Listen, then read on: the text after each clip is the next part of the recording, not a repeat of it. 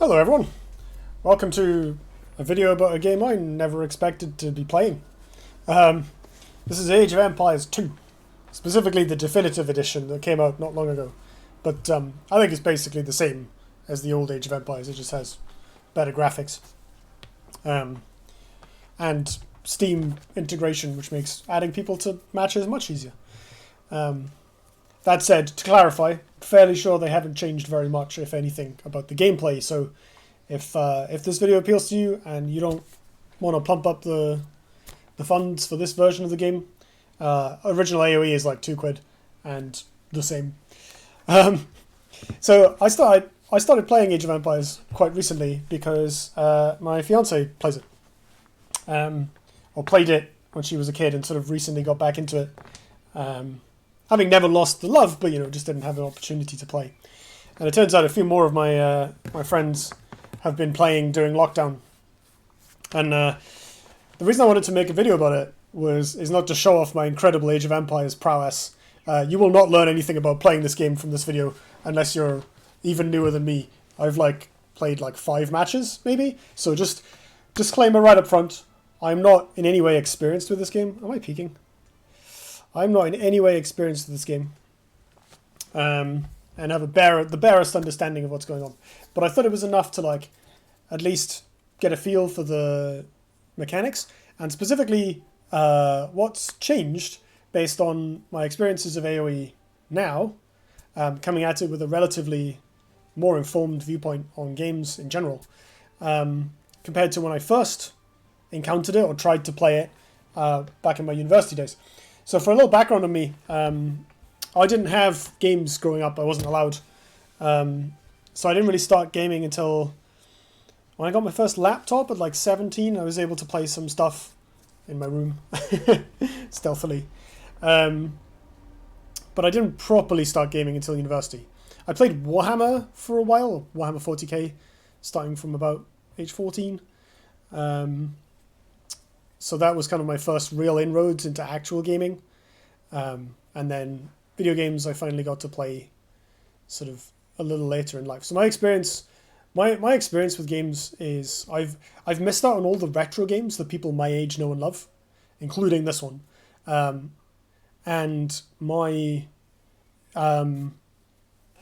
first impressions of Age of Empires when I was in university and was shown it were not particularly kind. I'm not a huge fan typically of the complex RTS structure where you have lots of little workers that you have to allocate to doing lots of different resources and stuff. I'm much more a fan of the Dawn of War or Battleforge style, where the resource gathering is streamlined and the game is more about the maneuvering of your actual units, like the strategy, the tactics part, I suppose. That's much more my stripe. But what I've learned about Age of Empires now is how there is a bit more depth to the combat system than I expected, but also it's a much more technical game than I realized. And I think in hindsight this must be standard for RTSs, right? When you've got a bunch of villages to micro around, there must be a ton of efficiencies that you can make. And there's lots of what feels like almost accidental design decisions in this game. I can't control those. So if you've not come across Age of Empires before, it's an old school real-time strategy game that simulates history, essentially. You start with a town centre and a few little villages, and you can use them to build various buildings. I'm just going to build this mill here for efficiency. Let's get these two farming. The villagers talk adorably. It's quite enjoyable. Gather this wood, please. I need houses. So, the early game of Age of Empires, as I understand it, is focused around building up villages. Please build my thing. Oh, I see. There we go. The early game is focused around building up lots of villages. You start with a few and you need to build houses to increase your capacity of people that you can have. So you start off building some houses. You need food in order to produce villages, and you need villages in order to do basically anything. I don't have enough food to produce any villages yet. So in the early game, it seems you want to rush food, and then later on you need gold and stone to build like certain buildings and military units. And initially when I first encountered this game, well back in the day, my impression was that like you had 4 resources and it was too many. Dawn of War you had 1. Requisition. Oh, sorry, 2. Requisition and energy. But they did very different things. Whereas here it felt kind of arbitrary whether you needed food or anything else. What I've since learned is actually there's a ton of... Each resource seems to have its role to play. So a lot of the basic buildings cost wood. There are these buildings you can put down that they don't do anything except when villagers harvest resources, which is a thing you have to get your villagers to manually do. As you can see, these folks here chopping trees. We got some villagers. Can I scroll, please? Got some villagers digging up bushes and harvesting the fruit. And they have to carry the stuff back to somewhere. And normally they carry it back to the town centre, but you can build these kind of camp buildings, like this mill and this lumber camp, that allow villagers to... I should be building more villages. That allow villagers to deposit goods there instead. And it turns out that, from watching my friends who are much better than this, it is like the correct play to build one of these camps every single time you need to harvest a resource. Like, you just build it right next to the resource. Like here we've got the mill right next to the bushes. Here I'm building this lumber camp in the middle of this big forest, even though they could carry it to the town centre, which is right here. I need more food, actually. More food. And the reason for this is that... chop some trees. The reason for this is that it turns out that the travel time of them carrying resources is so significant. Like, it just adds up so quickly that it's actually worth spending the time and resource to build a building. But I've also found out from... That's inefficient. Go and chop this. That's inefficient. I've also found out that as you build... Excuse me. As the game goes on, you don't really need wood for anything else. It just makes buildings. So you end up with like a surplus of wood. So you can actually afford to build these buildings. So wood is actually a resource that you use to make other resources. And then food is kind of the same, because you mostly use it on villages and then later on military units. But early game, you need to use your wood to maximize your gain of food, and then later on you can focus on stone and then later gold, which you need for the later game units. So early on I need to get lots of wood so that I can start doing stuff. But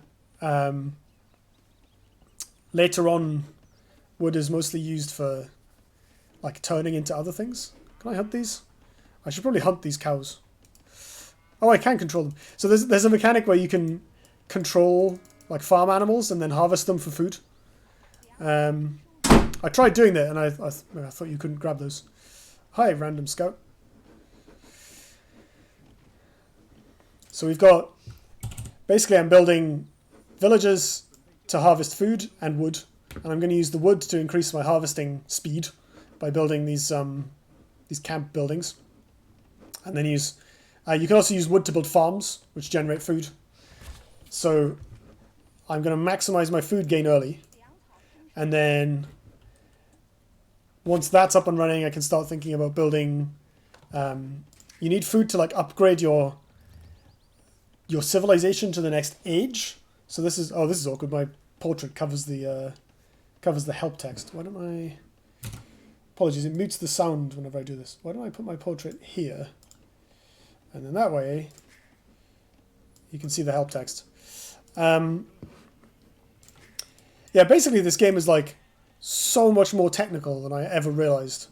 And not that necessarily would have increased its appeal to me when I was younger. Like, a lot of this stuff is kind of faff, but it's amazing how, like, how much optimization there is and how streamlined your play is kind of required to be in a game that is from, God, was it like the 90s or something? Like, early 90s. So these have now finished harvesting those berries. What I think I'm going to do is build a pile of farms. Look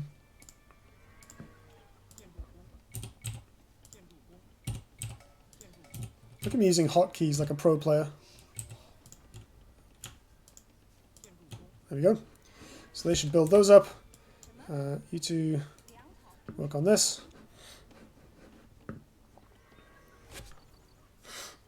So building farms next to your mill or your base is good, because the workers also have to carry the food off the farms.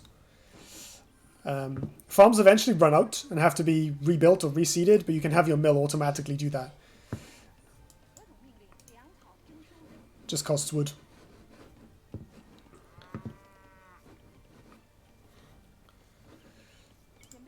An idle villager. Why don't you help with chopping up these cows? Yeah, so it costs food to build these upgrades that take you to the next age, which basically expands the tech tree and improves your stuff. I can build it now. I should note that I'm playing on the easiest difficulty. This is because, although I could probably take on an AI of higher level, I'm not good at playing this game, much less playing it while explaining it. So my villagers are just kind of doing their thing now, and this is ongoing, so let's talk a bit more about how this has changed. So the only reason I picked this game up at all was because, having since played a lot of Dota and become accustomed to the control schemes of that game, where you kind of grab your units and move them around by clicking on the map, something I wasn't previously particularly comfortable with. That makes a game like this much more accessible to me. I actually really need to build some houses as well, because I'm at my population cap. Once these folks have finished building farms. Actually, let's grab one of them now. You, go build houses.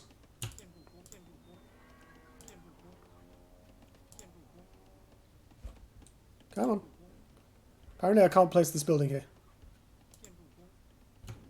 Maybe I don't have... Oh, I just don't have enough wood. That's all it is. See, I'm still so getting used to the game that I don't even know how the interface tells me when I've run out of stuff. But it's all good. Right, we need more villagers, and they need to make wood. Lol. I'm not at the point where I think about building military units at this stage. That is kind of beyond my ability to manage multiple things at once. Go and do that.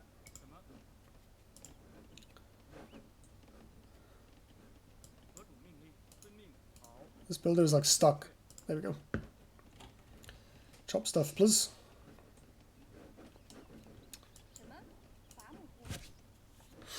Cool, so now I need to... Oh, let's get this. I need to work on the Castle Age, which costs more food, a bunch of gold, and requires 2 buildings from this age. And I also really need to start thinking about mining stone in order to make use out of it. So let's build a mining camp, assuming I have enough money. Yeah, that's all good.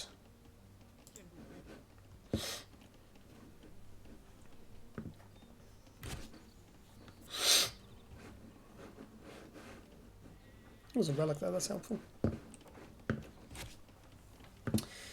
Yeah, so I started playing this game at all because I was getting into Dota.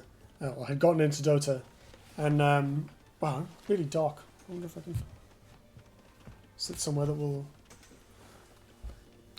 I'm just going to go and close the curtain real quick because I'm very hard to see.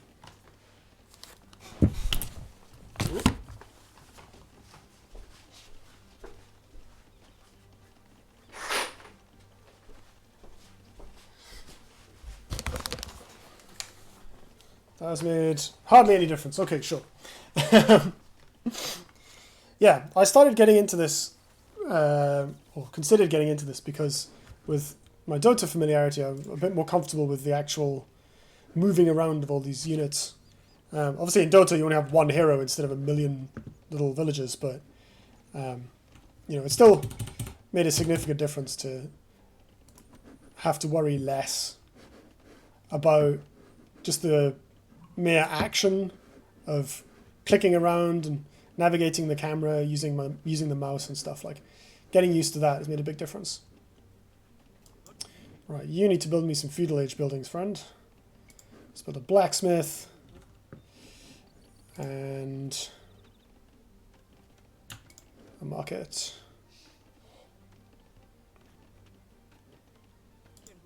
Sure.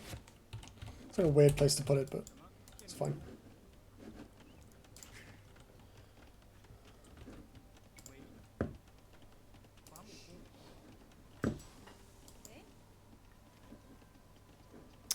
And then you need to build this here so we can start looking at making gold.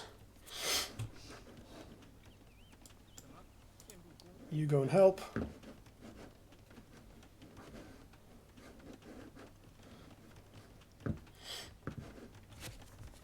Yeah, it's just funny how, like, the game is so different from what I thought it was at the time, because although I understood that, like, it had all this complicated stuff in it, that you had to, you know, I knew that you had to use villagers to harvest them.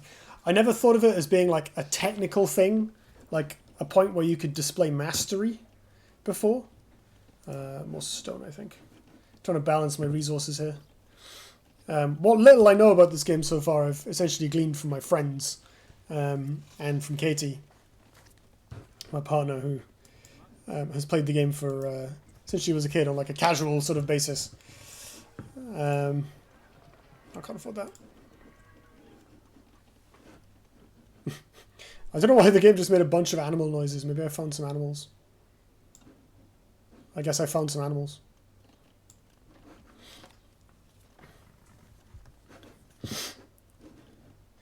I used to think that the game, the high level strategy of the game essentially involved finding like the one thing that your faction did really well and spamming it. I'm told that's not the case, but apparently there's quite a relatively healthy pro scene for this game, and the pro scene involves some ridiculous elements that you never would have expected. So, you know, the cows and stuff at the start. Apparently the like finding animals and fighting over who gets to control them is a big part of it. Like, you can move animals like cows and sheep if you have a unit near them. Or maybe that's why I couldn't move them at the start, because they were slightly far away from my base. But you can steal your opponent's sheep if they're inattentive, so you get these weird duels. And there's a unit called mangonels that are like randomly really busted. They're a siege unit that does area of effect damage. I'm gonna need more houses. Let's grab a human. You, come and make houses.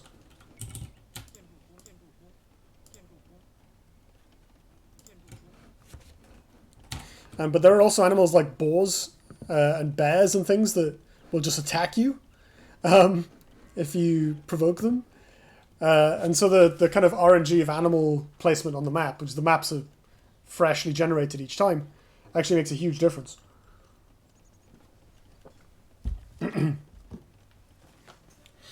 It's really interesting. Oh, I don't have enough wood to reseed this farm. That's sad. Do I now? Yeah. Hello. Cool, so we're now in the Castle Age, so you can see the buildings have gotten a little prettier. Katie's come to look. Castle Age. Yeah, these buildings are quite nice, aren't they? And he said, what faction are you? What civilization? These are Chinese. Cool. I haven't played those recently. So the good thing about the Castle Age is you can build castles. Castles are sweet. I'm really low on wood. I need to allocate more villagers to chopping. Cool, so we've got some houses now, so I can build more people. You need to go and chop wood. We've got another idle villager somewhere. Here's a new one.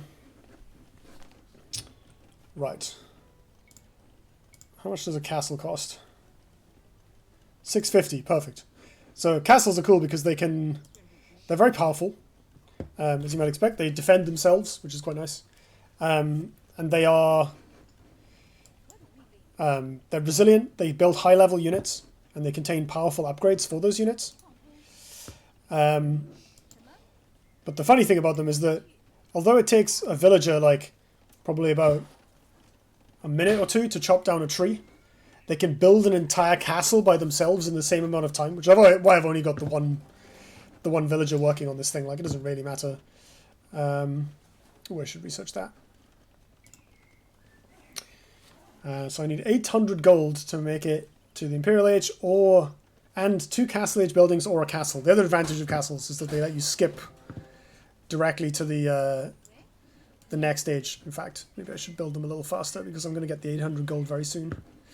Once you're at the Imperial Age, is the last age in the game, and once you're there, it's then all about like getting upgrades to your units. The faction I'm playing, I actually don't know what their special unit is. It's probably available in the castle. Let's start mining this other pile of gold, I think.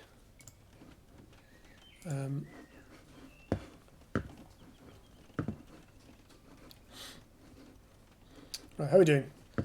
Still lowish on wood, loads of food. Build some more villages. Fine on population cap for now, but I will need more houses at some point.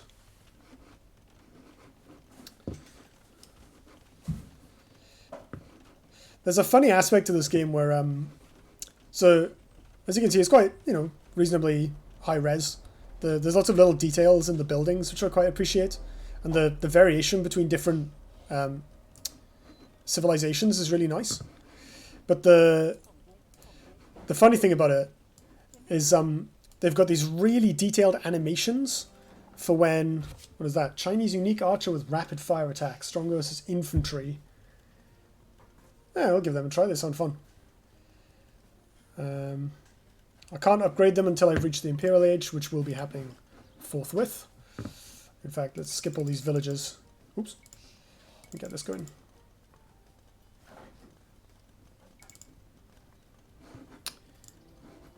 And let's build a few archers, shall we? So as you can see, the castle is now shooting at this scout. They have a minimum range, but it's enough to at least get some good damage in on them. So I think we're a bit far ahead of the NPCs, which is quite good. Here's my archer. There's no armor, some attack strength, 4 range. I don't know how much that really means, but let's give them some attack, some armor piercing, or no, some armor, and more attack and range, and more armor. Cool. Blacksmith's nice. You just build one of them and then let it sit there, ticking away at upgrades for however long you want. More villagers.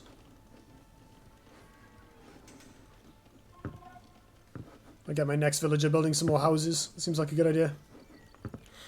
There's like, I've seen my higher level friends building like lots of walls and stuff. You can kind of defend your boundaries a little bit by walling off. Because the trees take a long time to chop down and they're impassable, you can efficiently block off sections of the map by like building walls between bits of tree. In fact, maybe I should do that. It'd be quite easy to wall off my my base here. Food, please. Food, please. I did not realize that's the thing that you can say. In fact, let's build a trade cart because it'll generate me some gold. Right, nearly at the Imperial Age, whereupon my buildings will look swankier again. Actually, that one changed, but the others didn't change very much. That's nice. Right, more villagers.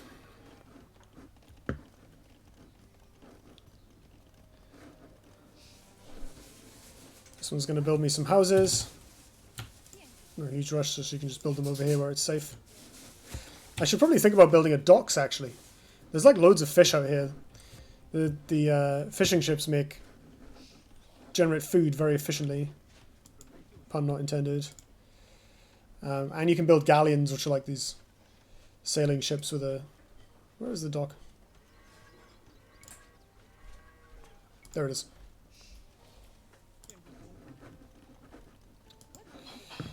Right.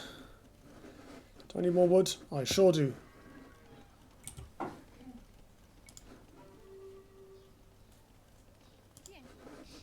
Build that.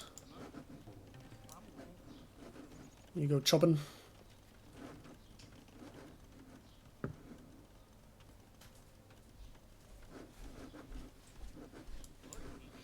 Let's send my my little friends out on a scouting mission, shall we?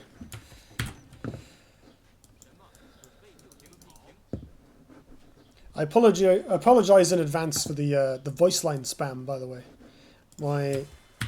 I tend to spam click on things. Let's build a few of these. Get loads and loads of food, so I can build more villages and more infantry. In fact, I have lots of food and gold. Yes, let's upgrade them and make them build faster. Let's get that when I have enough wood. Oops. You go do your auto scouting.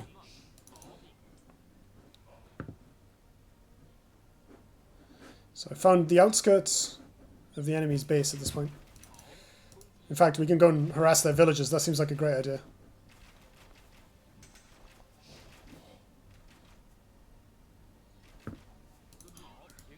Apparently these guys can't hit anything, so never mind that. One villager walking back from work and versus one entire squadron of highly trained archers. Who would win? Right. Ooh, lots of villagers. Perfect. Chop wood, please. Food, please.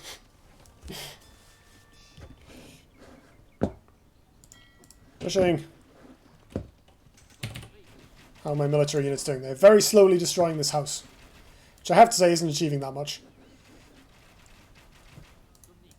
Finally they took out that villager. Let's get rid of this mill. I should build like a trebuchet or something. Let's get a couple of these. This enemy base seems entirely undefended, probably because they're on easy bots. So we can probably get in a fair amount of pressure by just parking some trebuchets near them.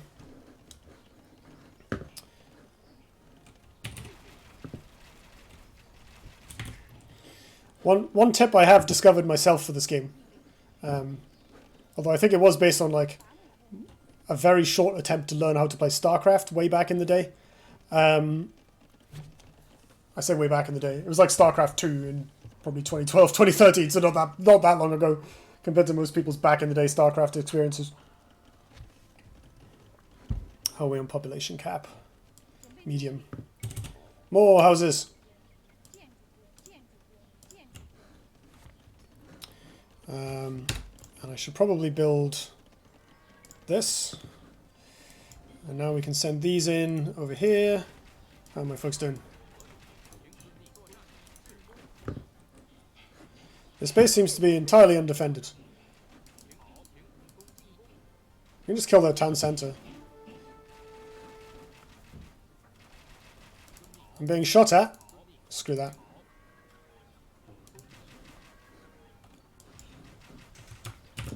Yeah, one thing I managed to figure out myself is the use of control groups.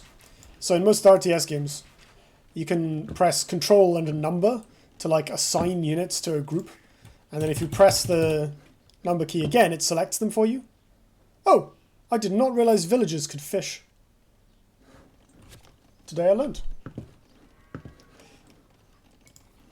Apparently I have an idle villager. Oh, it's a trade cart.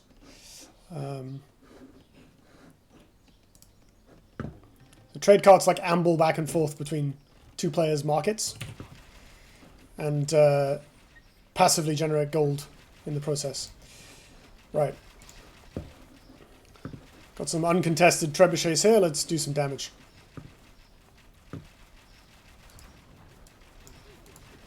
So trebuchets are slow and vulnerable, but have a pretty good range and destroy buildings.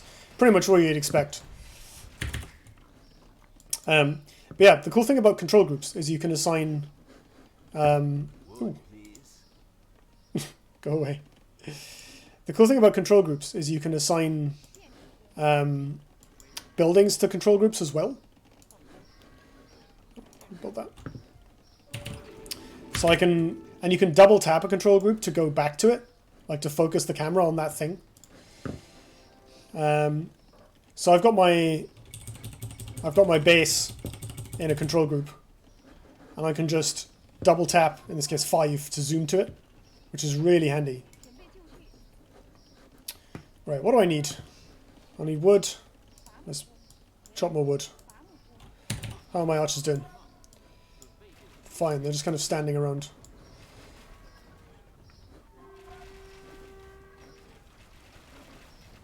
Oh, I should build a monastery. I forgot. Those are useful. To be fair, this seems to be getting the job done. The funny thing about the definitive edition, specifically, is that, like,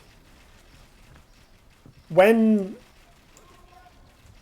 In old Age of Empires, you know, the buildings just had these very basic crumbling animations, as I remember it. In the new one, like, all the UI is very similar looking. The game is obviously, like, higher resolution, but fundamentally looks kind of the same. But the animations when buildings fall apart are, like, really detailed. The building... Let's put them here, and I can shoot this as well. The building kind of crumbles into a million pieces. This should do.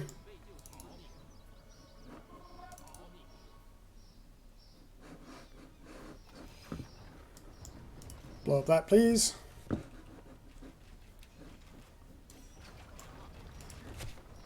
Sure, these dudes may as well work on that. Let's have this build me some... where are they? Galleys.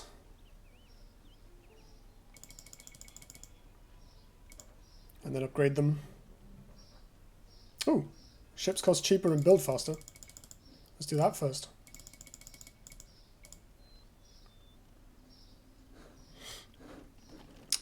Alright, how are we doing on the villager front? Why don't you build me a monastery here? Let's send this squadron over here.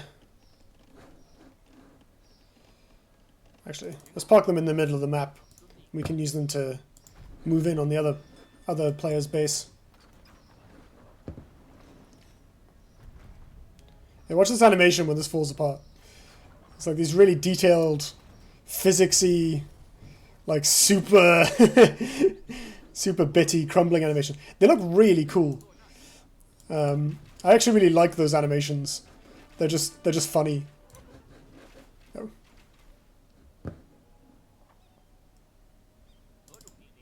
Get him. I don't know why this enemy hasn't resigned yet. Oh, they've got a town centre over here, that's why.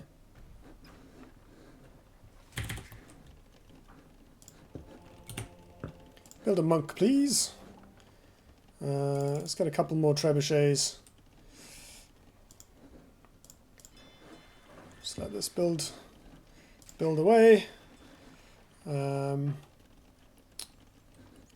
running close to my pop cap, so I don't know if I need more villagers at this point. Right. Let's get these to disassemble and head this way. So monks are cool because they can pick up these things called relics, which there was a relic around here. I managed to have lost it. My scout found one ages ago. Maybe someone else picked it up. There's one. You can store relics in a monastery and then they generate gold. So the monks are very fragile, but they can also heal your troops, which is quite cool. I'm just going to let these archers deal with this building because the trebuchets are so slow.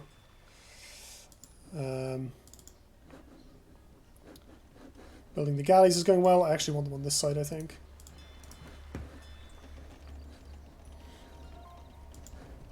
Trebuchets.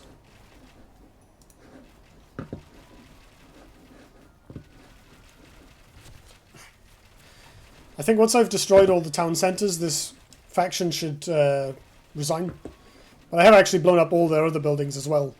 At least as far as I'm aware. Maybe there's more in the back corner and I haven't checked yet. I'll have a look in a bit. I guess we'll find out when they when this falls over and whether they concede or not. Looks like that's a no. So I'm going to have to come back and fight them properly later.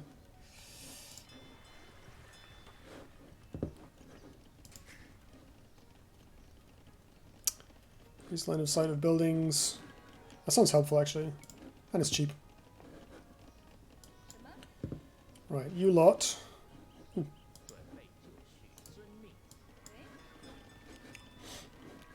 I also like the kind of multilingual voice lines. I quite enjoy that. The resource I particularly need right now? Don't think so.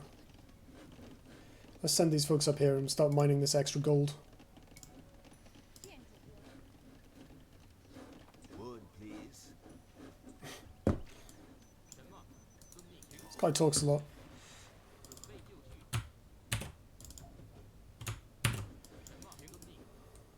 Right. Let's go. Trebuchets, I want you like there. And these dudes, let's move them a bit further in. Make sure that the trebuchets are uncontested. Take out villages.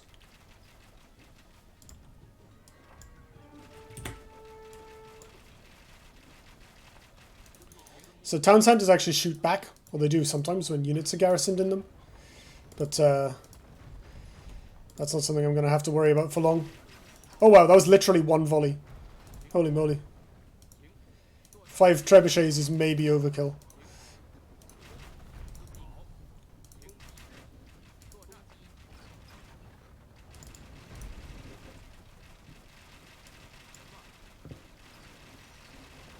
So we're just bullying these NPCs out of the game at this point.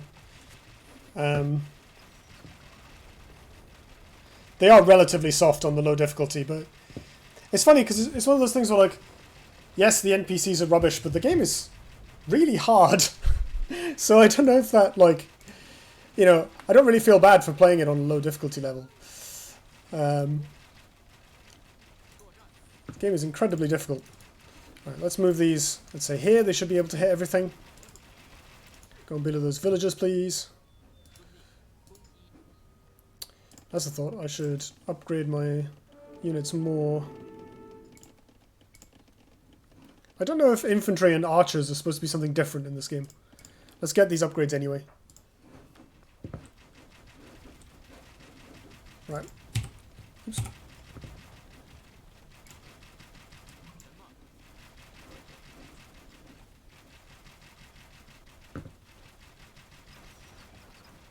Oh. Huh. Did not realize that was a thing.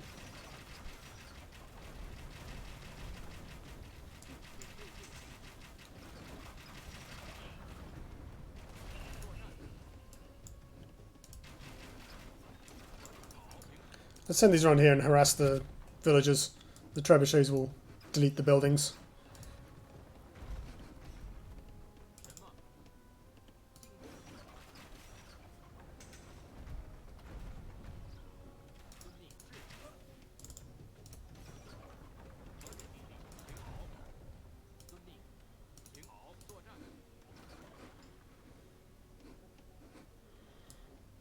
Not 100% sure why these bots haven't given up yet. Food, please. They must be hiding something. Maybe in the top right area.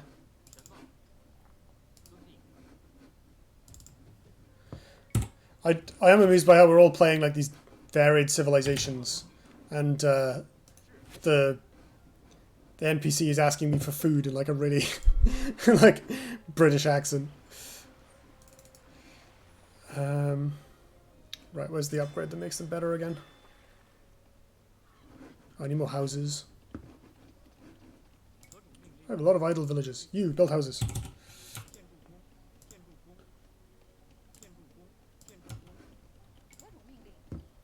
Ah, they've chopped all the trees. No, they've mined all the stone. That's what that is. Build a lumber camp here, please. What are you all doing? They've mined all the gold. Well, why not chop more wood? I don't know if chopping more wood's even worth it. Is there another relic? Maybe I should expand out and build another base. But maybe I should just push for the lethal.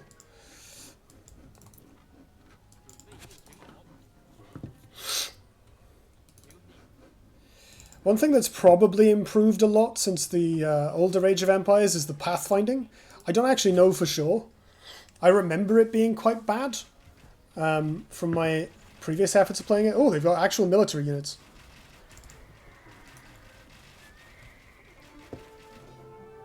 Oh.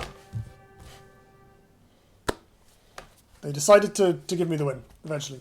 And there you have it. Noob beats up easiest difficulty bots. We have scintillating high-level content right here. Okay, you can look around at the end, which is quite cute. See what was going on. Never ended up using my ships. Yeah,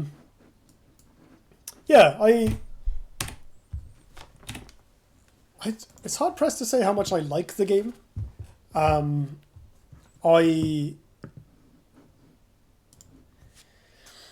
I like the visuals more than I would have expected. I'm not normally someone who's super into like retro styling. I like pixel art for its own sake rather than for nostalgic reasons. And I certainly have never thought of Age of Empires as a visually appealing game. But I think looking at it now, especially with like modern rendering, so you know, it's not full of rough edges. The color palettes are quite nice. Like, it's sort of bright. It feels like playing with Lego. These sort of exaggerated, bright colors. You know, maybe it was like the old 256 color palettes or something that caused it to be built this way. But yeah, with modern rendering on top of that, actually, it's quite a soothing game, I think, visually. I have to say that the villager manipulation still isn't my thing. Like, I'm much more comfortable with it now, and I think the idea of I like efficiency play in games. I think my criticism of it is that like every time you start a game of Age of Empires, you got to do the same thing, and the variety doesn't really come into it till later. I'm like, maybe this is just wrong, and the fact that like once you get to a high enough level, you can start incorporating stuff like, you know, how do I rush people early? Like, when do I build military buildings? And maybe those decisions are more different from game to game. So, but I worry that you have to get quite good, like better than I will ever be, because I'm not going to necessarily put the practice time in to actually be able to do that. That's my worry. Oh. Things suddenly got brighter for a moment there. Yeah, having to grind this game to get to the point where you can make interesting decisions, I think is a bit of a tough call for me, in a way that Dota doesn't really have, because Dota games are varied from the minute, like before minute zero, because the hero matchups make a huge difference. Whereas here, like, you're always playing similar factions. There's more variety between the civilizations than I realized. Each one gets like some discount on a technology or like a benefit for building certain kinds of units, as well as having their own special units. But they're still not as varied as they are in, you know, other RTS games like Dawn of War or whatever, where units have different, or StarCraft. StarCraft's actually a really good example, because there's 3 factions in StarCraft and only 2 of them use the normal economy, right? And Zerg turned it on its head.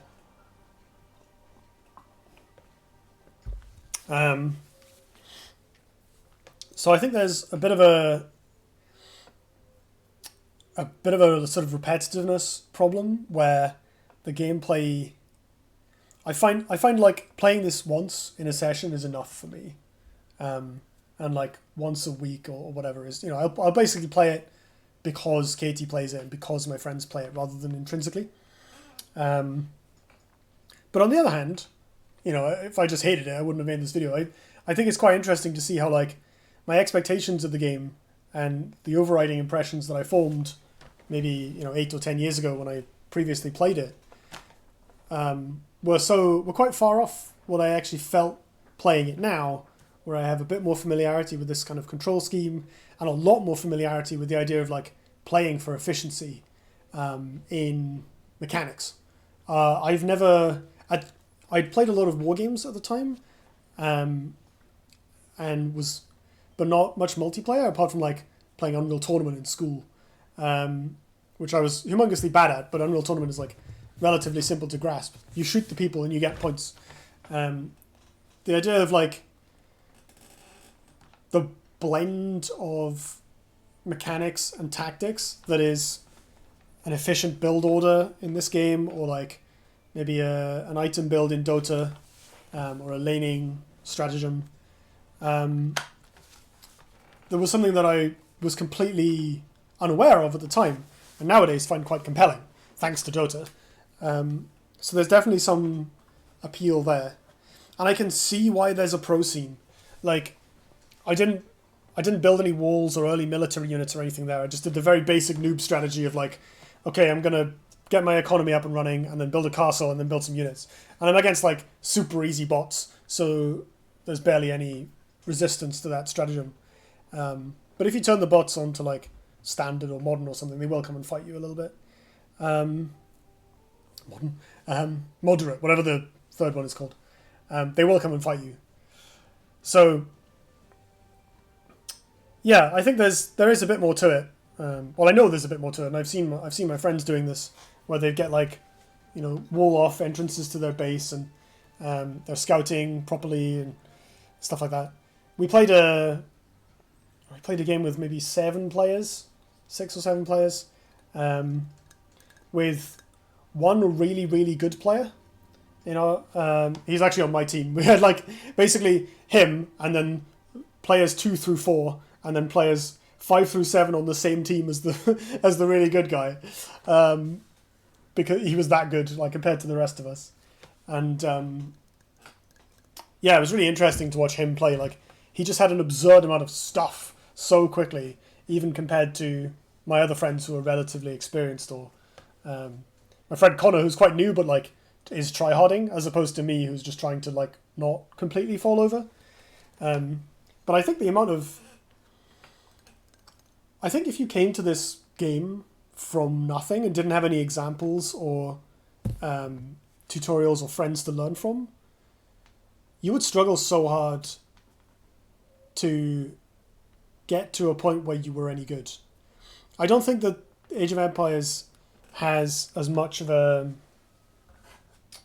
I don't know what the word is. Let me explain where I'm getting to with this sentence. So in Dota, Dota technically has a tutorial, but the tutorial is like, here is how you click on creeps, here is how you move the camera. For those of you unfamiliar, I do have a video about Dota if you're curious that goes into this in depth, but Dota is it's probably the hardest game to pick up, like in the world, certainly that I've seen. The basics of it, like playing the game and just moving your hero around and stuff, are quite fun, which is why I got into it in the end. But learning to be even vaguely useful in a game is so hard to figure out by yourself, because even though the game teaches you the core mechanics, there's so much skill in it, and because the way the game works, so for those unfamiliar with Dota, you level up your hero as you go. You start on level 1, and you can get to level 25 or 30 by the end of the game. And you also buy items that make your hero more powerful. So you get gold and you get experience, which levels you up. And you do that by killing what's called creeps, which are like little minions around the map, and enemies. So if you're good at Dota compared to your opponents, you're going to get more gold and more experience than them, because you're doing stuff in the game more efficiently than them. So there's a snowball effect. And I think Age of Empires and other RTS games have exactly the same thing. If you're good at moving the villagers around at the beginning, you're going to have more money than your opponents. Even if your opponent's really good at like positioning their units or whatever, that's not important compared to just having more stuff. And I think this is nothing new, right? This is a problem with most RTSs, where like before you can think about learning anything interesting, if you're a person who likes the strategic stuff of like where do I put my forces, which units do I build, counters and positionings and stuff. Like, that stuff interests me, but if I wanted to engage with those systems in Age of Empires, that information would be useless to me until I had learned how to optimally move villages around, and chop trees and dig up gold and what have you. And I think Dota, for all its complexity, doesn't have that. In Dota, you can work on all sorts of stuff at once you've learned like a couple of very basic things that you can get from the tutorial. But I think in order to get further than that, like in order to actually start getting better at it, it's very hard to figure that out for yourself, and you need to like get people to teach you that stuff. I think in Age of Empires you need more to get started on being able to even make relevant decisions later in the game, as opposed to in Dota, where even if you're underleveled, like some heroes just have a spell that puts an opponent to sleep for 6 seconds, and that works even if you're bad, like, or if your hero is underpowered, if you're behind them, if you're losing, you still have that spell that is going to stun somebody or put them to sleep or push them away or whatever. And if you press that button at the right time in a fight, you can contribute to that fight and win the fight. And I don't think Age of Empires has that. I certainly haven't seen any evidence that it has that sort of mechanic in it, where even if you're behind and you have like half as much stuff as your opponent in a given area, you can still win by doing something. And that I did expect. Like that is a long-standing issue with RTS games. And typically the RTS games I like are ones that buck that trend by, for instance, sidestepping the economy management, or including different like comeback mechanics of different kinds. Dawn of War doesn't have much base building at all. Like, you do literally build a base, but you don't have to mine whatever. You get requisition, which is one resource from capturing points on the map, so you're encouraged to explore and do military things immediately in order to get resources in the first place. And then energy, you just build generators, which are quite cheap. And then my favorite RTS of all time, Battleforge, which no longer exists, had like a card system, and that had no base building at all. You would capture points around the map to generate resources, or progress through the tech tree. There were like special points that progress through the tech tree. And you could summon units just into anywhere, really. If you summoned them away from your buildings, like you could build towers and stuff, or these capture points that you had, they would suffer like a summoning sickness, so they'd be weaker for a bit. But you could just summon stuff anywhere. And that was really fun and cool. To completely obviate base building and focus entirely on the interplay between units, the timing of your attacks, your positioning, stuff. It was a very fast-paced and very difficult game to actually play, so I never got particularly good at it in PvE. But the whole, like, all of the mechanics in that game had so much amazing promise, and I hope that something like it comes up again one day. So yeah, going back to Age of Empires and kind of wrapping up my thoughts. Like, I've been pleasantly surprised by how intricately technical the gameplay actually is, considering that initially I thought, well, it's make the villagers chop the trees is kind of boring, right? But there is actually a lot of skill and a lot of like planning and intricate sequencing that can go into that, which I think is like, although it's not massively to my personal taste, I do think it's quite interesting. I would like to watch some pro games of this at some point. I've also found that the microing units around in combat is more important than I initially thought. Like, target prioritization, getting out of range of strong enemy units or castles, or kiting people. That stuff has come up for me. I like using trebuchets, and you have to quite carefully manage them and protect them with other units. And that's proved to be quite an interesting challenge, even at the level I'm playing at. Because I'm playing against these bots that aren't very good, but they sure can build some cavalry and charge them at my catapults, and I have to do something about that. It's not just like build 50 knights, A-click the enemy base, wait, like I thought it was initially. So for a game that I'd always assumed was just built the way it is for historical reasons and not much else, there is actually a lot of depth to it. And it is... I think its aesthetic holds up incredibly well compared to what I would have expected as well. Like, again, with a fresh coat of paint caused by up-resing all the assets and adding proper animations, and presumably if you actually try and run original Age of Empires 2 on a modern, like, Windows 10 64-bit PC, it's going to die a horrible death. So having a version that functions and, like, you can add people on Steam instead of using the horrible 90s match setup system. Like, you know, that goes a long way to smoothing the experience, I think. But with those caveats, it has held up very well. Even for someone like me who has zero nostalgia for it, I think the aesthetic is really nice. If you had a long day at work, you just want to, like, hear some villagers chat in their languages. I don't know if they actually say words or if it's just nonsense that sounds like those languages. But either way, it's full of charm. It's nice. So yeah, if you're looking for, like, a particularly, I don't know, technical, historical RTS, or if you're looking to, like, make villagers say adorable things and chop trees after work, might be worth a try. And I've been pleasantly surprised by how much fun I had for it, because I bought it thinking, okay, I'll, you know, play this with Katie a couple times and probably just grin and bear it, but I've actually quite enjoyed it. You know, I'm not going to be looking to get into it seriously, but I've been pleasantly surprised by how much it's actually worked for me, despite my reservations. So yeah, that's Age of Empires 2 Definitive Edition in my particular nutshell with my particularly terrible gameplay. I apologize for anyone who actually knows how to play this game and was, like, screaming at the screen like, what are you doing? But I hope you enjoyed laughing at my misfortunes. And I will see you next time.